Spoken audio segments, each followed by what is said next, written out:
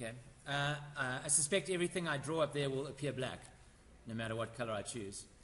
So, anyway, how do we derive the Lm curve? Remember, if we have the money markets, so we have QM and we have R, we have our money supply, and we have a money demand curve. And I start with a relatively flat money demand curve. So this is MD with Y0, and this is MDA, right? If I increase output, okay, if I increase output, what happens to my money demand? It shifts to the right. Yeah? So an increase in output. Let's do it like this.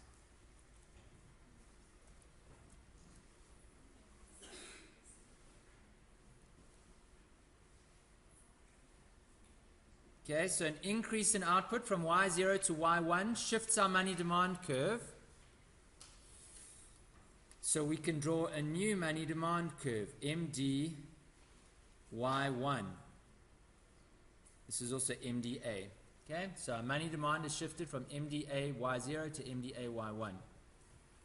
So what has happened to our interest rate? It has increased.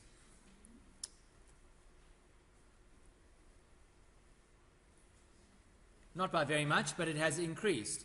So if I'm going to plot now an Lm curve below this, plotting output against interest rate, if my initial equilibrium interest rate was R0, then at R0, Y0, I had my first point of equilibrium. When I increased output to Y1, my interest rate increased by a little bit to R1. I can plot my Lm curve. Okay, there's my Lm curve, and I have a relatively flat money demand curve. If instead my money demand curve was relatively steep, and I'll try and change color, I don't know if it's going to mean anything, as I say. Oh, that was quick.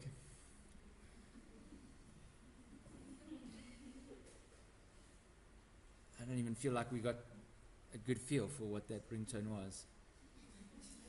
What a pity. What a wasted opportunity. Okay, so if we have money demand at Y0, and this is MDB, and we shift our money demand for the same change in output, so now we have MDB at Y1, okay? Look at our change in interest rate, right? So this was R1A, and let's call this one R1B.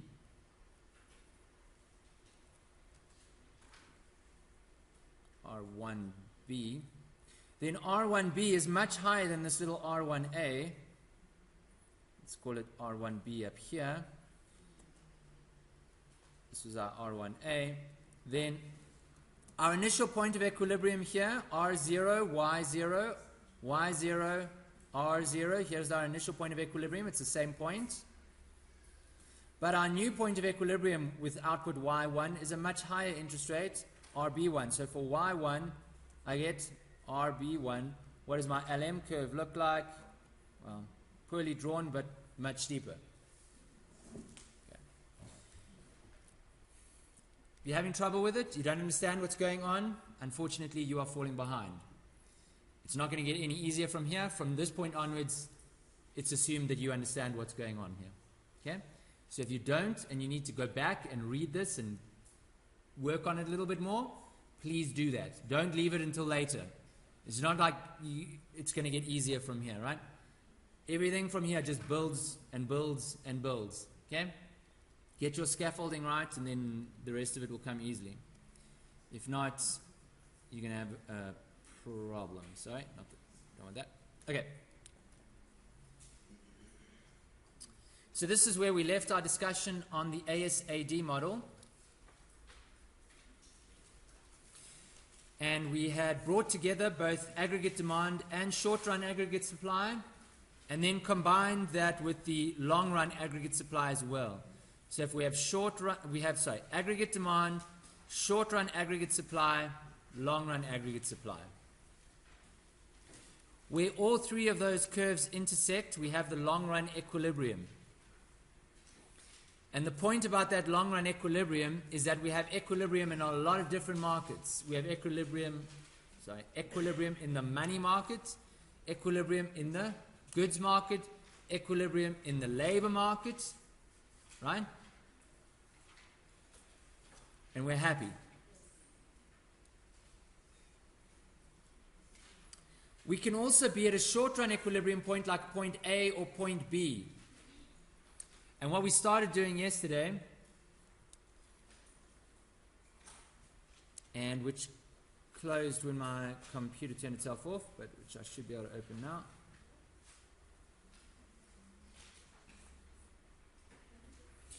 Was we were illustrating how we can move to a short-run equilibrium point that is not a long-run equilibrium point.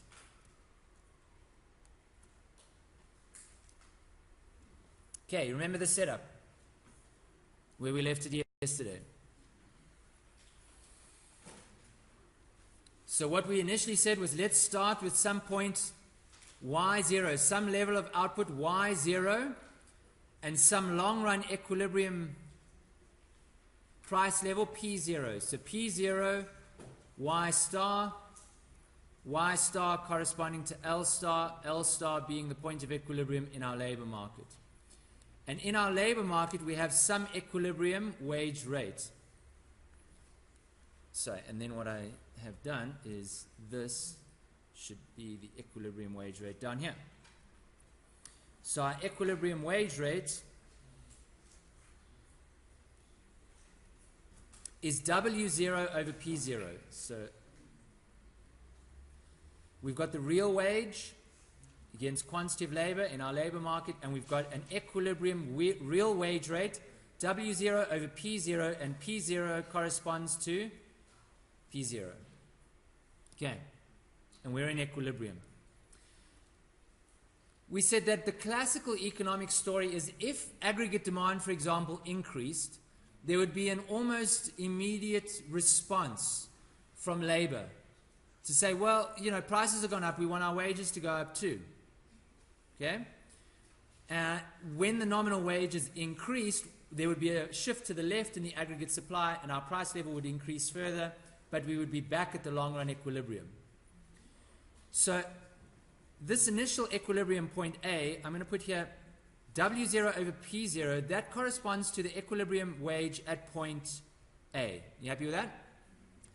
And that real wage is the same real wage as if we took W1, some new nominal wage, over P1, which is the equilibrium real wage at point C. Correct. In other words, at point C, prices have gone up. You happy with that? But wages have also gone up. And the amount that wages have gone up corresponds to the amount that prices have gone up, so that our real wage remains the same. Okay? Laborers have gone into their negotiations, and they've increased their nominal wages. So what we've got here is a situation where W1 is greater than W0, and P1 is greater than, P0, there we go. W1 greater than P0. So we've got the same real wage at point A and at point C. It's the same real wage, even though the nominal wages and the nominal prices have differed. Everyone happy with that? So we said that was kind of the classical story. The problem with the classical story is it doesn't explain how we can be sitting at a point like point B over here, or a point like point B over here, for a long period of time, which is what was happening during the period of the Great Depression in the 1930s. So, what we said happened was there was a kind of a change in the way that this whole process was understood to happen. And the idea can sort of be summarized, well, I'll, as a story, I guess. Keynes comes along and he says, well, hang on a minute. To move from, say, point A to point B, okay?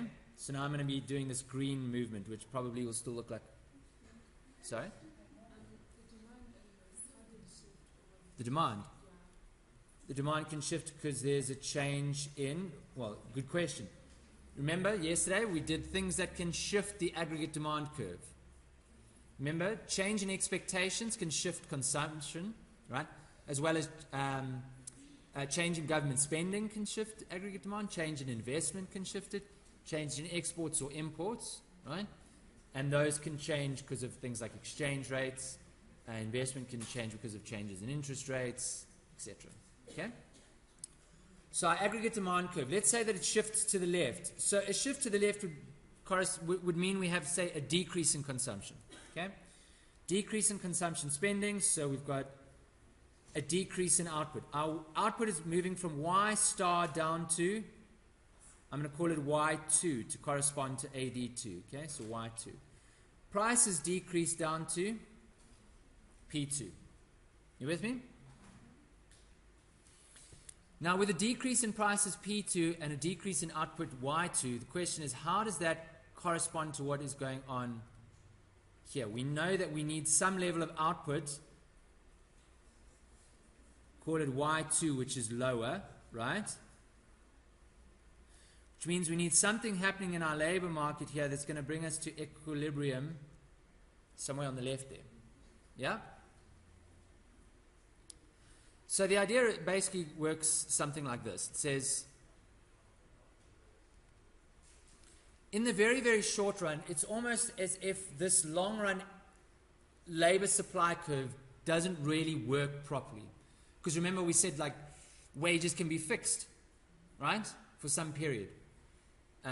Or, you know, information is changing, but people don't know that that information is changing. Okay? So what we can do is we can kind of forget about this labor supply curve. Okay? Now we fix nominal wages. So nominal wages is still W0, right? If nominal wages are fixed at W0, but prices are decreasing down to P2. If prices go down, but nominal wages don't adjust because they're fixed for a while, what is going to happen to my real wage?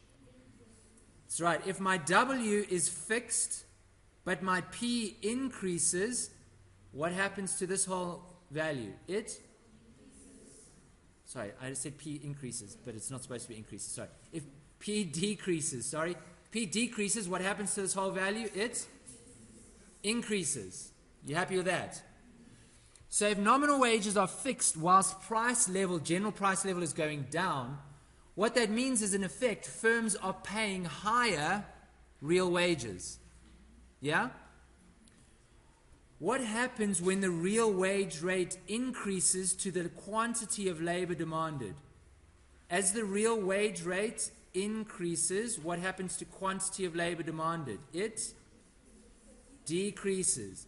So we move up to the left along this labor demand curve, and we start employing fewer people. You get it? Okay. So Keynes' argument was, in the short run, we can move away from this real equilibrium, right? In other words, the equilibrium where, you know, wages adjust exactly as they're supposed to, and all information is known to everyone so that there's no, you know, misinformation, essentially. No one's making the wrong decisions. Everyone's making the right decisions based on what the market is telling, the information the market is disseminating. Okay?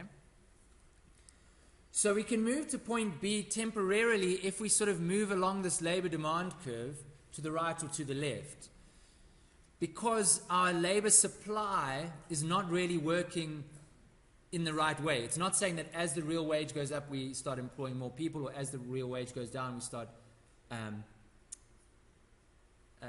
supplying less labor. So, So we can move temporarily to a point like up here, W. So this real wage is W0 over P2. You happy with that idea? Okay, and P2 is less than, P2 is less than P0. Okay, so P2 is less than P0, and W0 over P2 must therefore mean that W0 over P2 is greater than W0 over P0. So this real wage level that we've got here is basically corresponding to point B. Okay? Point B. We're our output level, so we're now employing some level of labor, L2, and we're producing some level of output, Y2, which corresponds to Y2. Okay? But the story remains the same in the long run. The long run will be, well, hang on a minute. Laborers we're employing less people. Laborers realize they're getting higher real wages, right? In other words, for this level of employment, right, L2,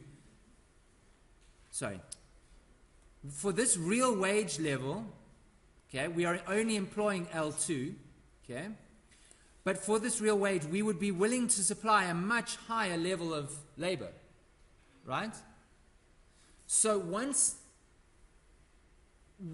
the long run takes effect, so now we come back to renegotiating wages, right? Wages are no longer fixed. There's a much higher quantity of labor supplied at this high real wage level. What does that do? That bids down wages. Real wages, right? Nominal wages, first of all, get bid down, so nominal wages start falling. As nominal wages start falling, real wages also start falling.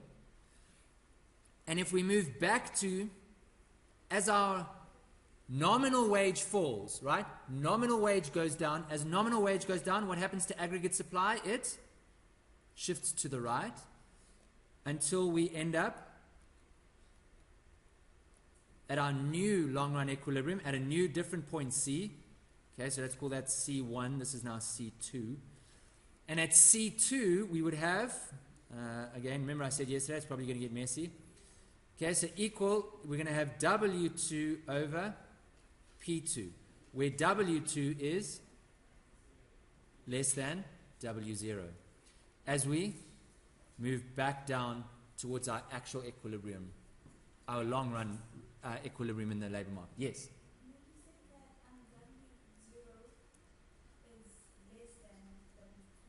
No, W2 is less than W0. So the nominal wage falls from W0 down, it starts falling down towards W2. As it starts falling, what happens to the aggregate supply curve? Shifts to the right, right? Sorry, I've got here W2 over P2, but actually it would fall even further than that. We would end up with, some level P3, and so we can actually cross that out. It would be, real wages would fall all the way down to W3, P3, the same thing. This would be W3, and then P3 would be even less than P2.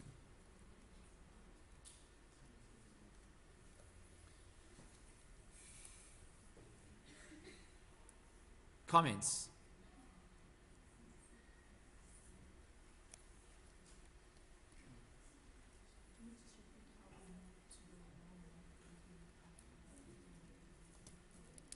So we're at B, and you want to move to C. You want to recap that. Okay? You're happy that in order for us to get to point B, right, in our labor market, we've kind of moved up to here. Let's call that the corresponding point B there, right? At point B, our nominal wages haven't changed, so W0 has remained the same, but prices have gone down, P2. So our real wage is effectively higher. Right? Same nominal wage, lower prices, we can buy more stuff with our wages. Our real wage is higher. Right? With that higher real wage, firms are employing less people. So we've moved to the left to point B, lower output, lower employment. Okay? Because our nominal wage was fixed. When we come back to the long run period, whatever period that may be, right? Wages, we start negotiating wages again, as an example, right? Well, what do we see? At that high real wage level, here's the quantity of labor demanded, right? At this high level, here's the quantity of labor demanded. But at that high real wage level, what is the quantity of labor that people are willing to supply? It's much higher, So when you've got the quantity of labor supplied much greater than the quantity of labor demanded, what does that do to wages? It puts downward pressure on the price of labor, right? It means when they go to the negotiating table, there's a lot of people that now want jobs at the high wage rate, which means employers can say, okay, well, maybe, we're not going to pay that same wage. We'd rather just pay you less because, look, there's a whole bunch of guys out there who are willing to work at a lower wage. Yeah? That puts downward pressure on nominal wages. So as nominal wages start falling, okay, as nominal wages start falling, real wages start falling, right? As real wages start falling, aggregate supply starts shifting to the right. But as aggregate supply starts shifting to the right, prices also start falling even more, okay?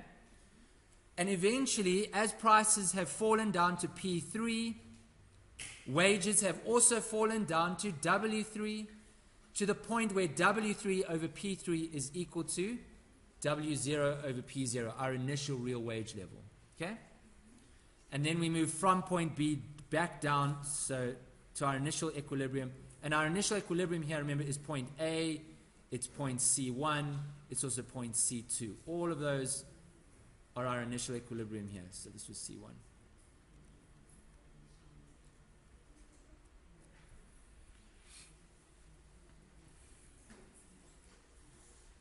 Happy with that?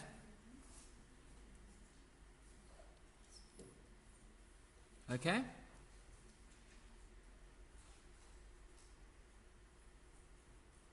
Okay. Now remember, all I've spoken about here is the labor market. As I move from point A to point B, I'm moving along the aggregate demand curve as well. If I'm moving along the aggregate demand curve, something's happening in the aggregate expenditure model. Something's happening in the money market, right? So as I move along this AD curve from point A to point B, there are movements happening in my ISLM model, right? So all we've spoken about here is the labor market, but there are movements everywhere. Okay? So you need to have a pretty good handle on each of those models to understand all the different changes that are happening here.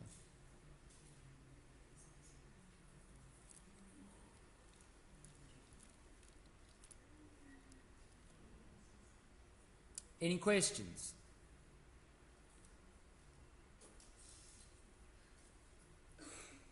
Okay.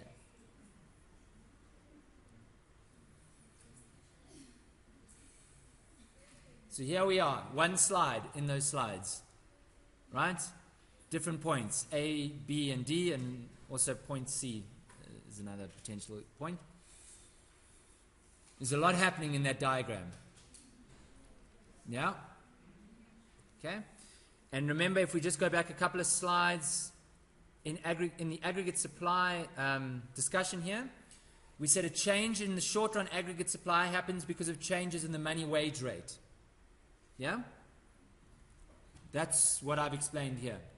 Well, I've explained whether you've understood or not. Let's say I have provided an explanation, whether there has been understanding or not, I'm not sure. Okay?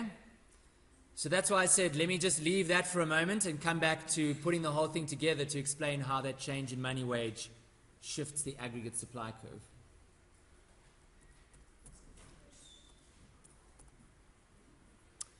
Righty-ho. Oh, yeah. That's an interesting question. Let's use this diagram. If we move to Y2, what's happening?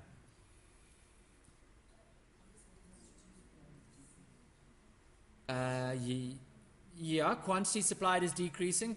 Quantity demanded is also decreasing. Okay, I mean, the point is Y2 is lower, right? So output is lower. What do we know about unemployment when output is lower? Unemployment is higher. Unemployment goes up. Unemployment is higher. at Y2. Yes? Are you happy that at Y2, which corresponds to L2, less people are employed? Yeah? Now, this is the long run level of output. What do we know about the measure of unemployment at the long run level of output? What kind of unemployment do we have? Sorry? We are at the natural rate of unemployment, sure. We are at full employment, sure. What types of unemployment do we have? And structural. Is there any cyclical? No. When we move to point B, we are away from full employment. When we are away from full employment, how do we move away from full employment? Like when we're in, for example, in this instance, a recession. When we're in a recession, unemployment goes up because we now have cyclical unemployment. Cyclical unemployment is when you move away from full employment. Here's our full employment. We move away from full employment. We've now got cyclical unemployment. And our unemployment has gone up. Okay? Alternatively, what happens if we move from this point A to the red, which doesn't look red to you, but does to me, to the point B where we are above full employment? How do we move to above full employment? It's a little bit tricky to explain, but essentially, remember structural and frictional. Frictional is people who are sort of, they're waiting in between jobs. Now, if your economy is doing very well and it's kind of very heated, people want to employ people much quicker, right? Then your frictional unemployment time is likely to decrease, right? So your time spent in unemployment is slightly less. So your overall number of people unemployed as like a total is less because everyone's spending slightly less time in things like structural unemployment. Also, if you're in that kind of, your economy is doing very well, there's a lot of activity happening, maybe there are people that are technically structurally unemployed, then they're not actually really able to contribute, but you don't want to get rid of them yet because, like business is doing well, you're like, I don't want to hassle myself with that yet, I will deal with that at some other time, right? So even maybe the structurally unemployed are, being employed for slightly longer than they would normally if we were at the full employment level. Okay? Is it wrong to say that because of the expansion we have in the economy, Yeah. so there is like not really a decrease in cyclical unemployment? So if we moved from this initial point A to this point B here, so we're now in that expansion.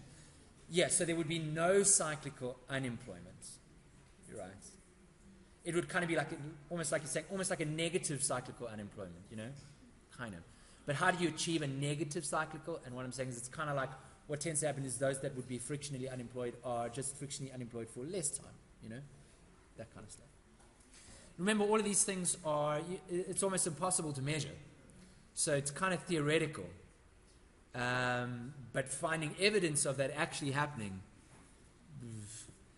it's difficult. But that's how the theory works. And remember, we're still doing very simple theory. I say simple theory. Yeah. There's a lot going on, but we're not digging deep into any one of these theories, We're dealing with a lot of different theories, and all those theories are quite complicated, but we're not, digging deep into one of those theories. And once you start digging deep, then, it starts getting even more complicated. Okay.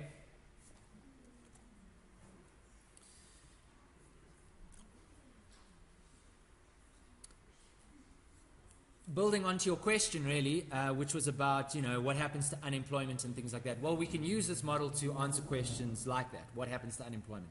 Also, what about economic growth is another follow-on question.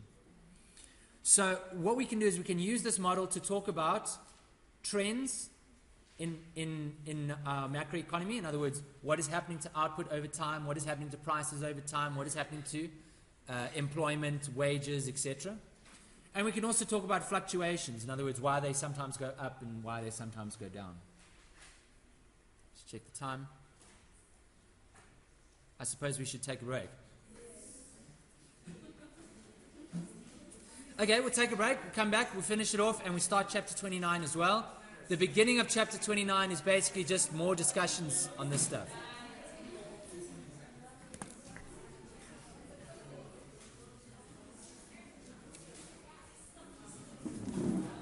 Okay, so 10 minutes. I've got another song here first.